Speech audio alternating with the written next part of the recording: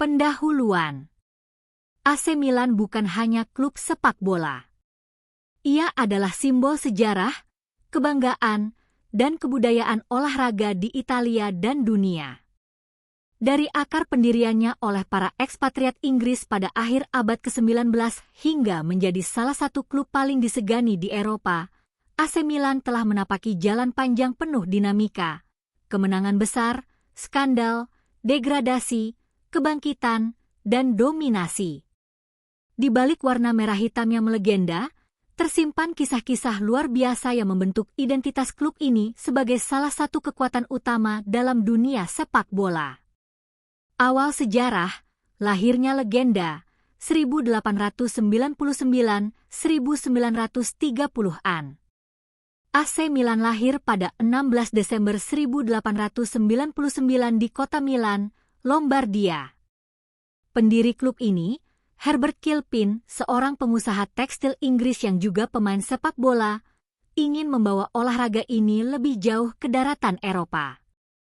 Ia memilih warna merah sebagai simbol api semangat dan hitam sebagai simbol ketakutan yang akan diberikan tim kepada lawan-lawannya. Pada awal abad ke-20, AC Milan langsung menunjukkan potensinya. Mereka menjuarai kejuaraan nasional Italia, saat itu dikenal sebagai Prima Categoria, pada tahun 1901, 1906, dan 1907. Ini adalah era saat sepak bola masih dimainkan oleh kaum elit, namun AC Milan sudah menjadi pelopor dalam membangun semangat sportivitas dan identitas klub yang kuat. Namun tak lama kemudian, pecah konflik internal yang membuat sekelompok anggota membentuk klub baru, Internazionale Milano, Inter Milan, pada tahun 1908. Rivalitas ini menjadi salah satu yang paling sengit di dunia. Perjuangan dan konsolidasi 1930-1950. Di era sebelum dan selama Perang Dunia Kedua, AC Milan mengalami masa stagnan. Mereka tak mampu mendominasi Serie A dan seringkali hanya menjadi penggembira. Klub mulai kesulitan menjaga performa dan reputasi, baik karena gejolak politik Italia kala itu, maupun tantangan internal dalam manajemen. Namun pada akhir dekade 1940-an, AC Milan mulai mempersiapkan diri untuk kebangkitan. Mereka mendatangkan pemain-pemain berbakat, termasuk beberapa bintang asing, yang kemudian membuka jalan bagi era keemasan pertama klub. Zaman keemasan pertama, Grenoli dan kebangkitan gaya Milan, 1950-1969. Kebangkitan Milan terjadi di awal 1950-an ketika klub merekrut trio Swedia legendaris, Gunnar Gren, Gunnar Nordahl, dan Nils Liedholm yang dikenal sebagai Grenoli. Di bawah asuhan pelatih Lajos Cheisler dan kemudian Bela Gutman, AC Milan memperkenalkan gaya permainan menyerang yang dinamis dan agresif. Milan menjuarai Serie A pada musim 1950-51 dan mencatatkan rekor produktivitas yang menggetarkan lawan-lawannya. Dekade 1960-an menjadi periode penuh kebanggaan. Di bawah pelatih Nereo Rocco, Milan mengadopsi filosofi Catenaccio, pertahanan yang kokoh namun tetap fleksibel dalam menyerang. Klub ini menjuarai Liga Champions untuk pertama kalinya pada tahun 1963, mengalahkan Benfica yang diperkuat Eusebio.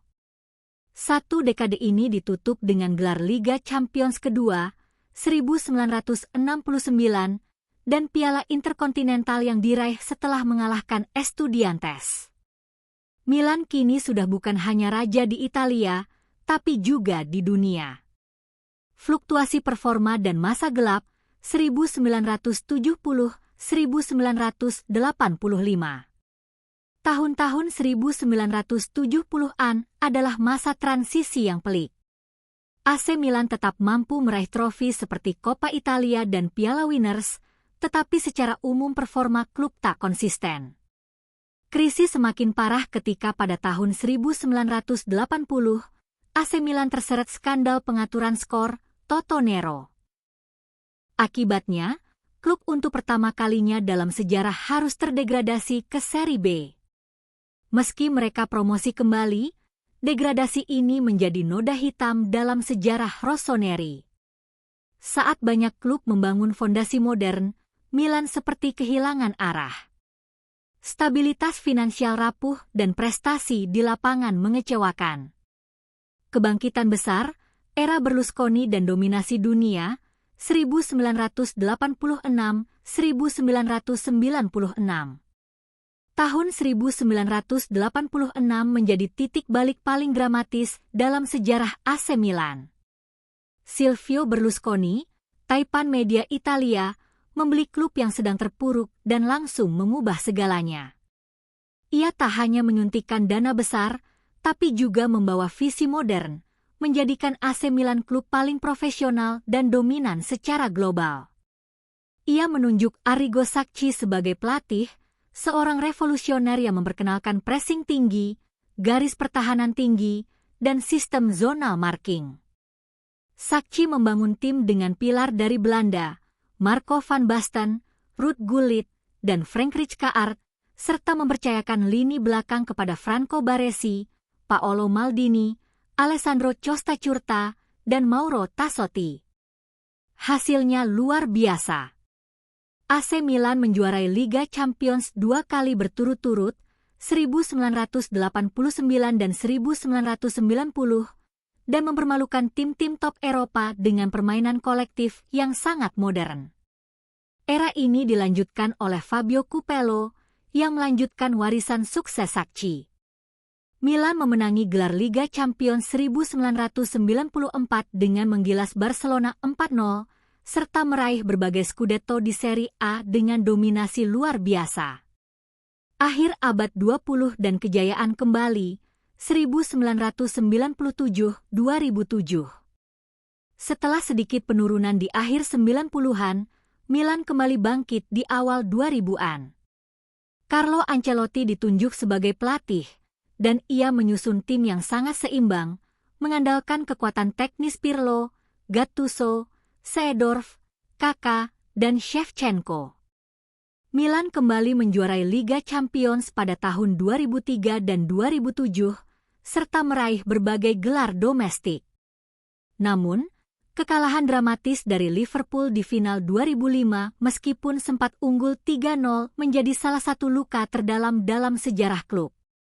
2 tahun kemudian, Milan membalas dendam dengan mengalahkan Liverpool 2-1 di final Liga Champions 2007. Kakak yang sedang berada di puncak performa menjadi bintang. Kemunduran, kemandekan, dan transisi kepemilikan 2008-2018. Dekade 2010-an awal menjadi akhir dari dominasi Milan. Pemain-pemain legendaris pensiun, Maldini, Nesta, Seedorf, Inzaghi, Gattuso. Klub gagal melakukan regenerasi efektif. Meski meraih Scudetto pada musim 2010-11 di bawah Massimiliano Allegri, Milan kehilangan pijakan. Kepergian Thiago Silva dan Ibrahimovic pada 2012 memperlemah kekuatan tim. Masalah finansial dan kebijakan transfer yang buruk menyebabkan Milan terperosok. Bahkan, klub sempat gagal lolos ke kompetisi Eropa selama beberapa musim. Kepemilikan Berlusconi berakhir pada 2017 dan klub berpindah tangan ke investor Tiongkok. Namun krisis belum selesai. Setelah itu, Elliott Management mengambil alih dan mulai melakukan restrukturisasi besar-besaran. Kebangkitan Milan modern 2019-2025. Milan mulai membangun kembali fondasinya dengan pendekatan baru, kombinasi pemain muda dan pengalaman. Zlatan Ibrahimovic kembali bergabung, memberi dorongan psikologis dan karakter kepemimpinan di ruang ganti.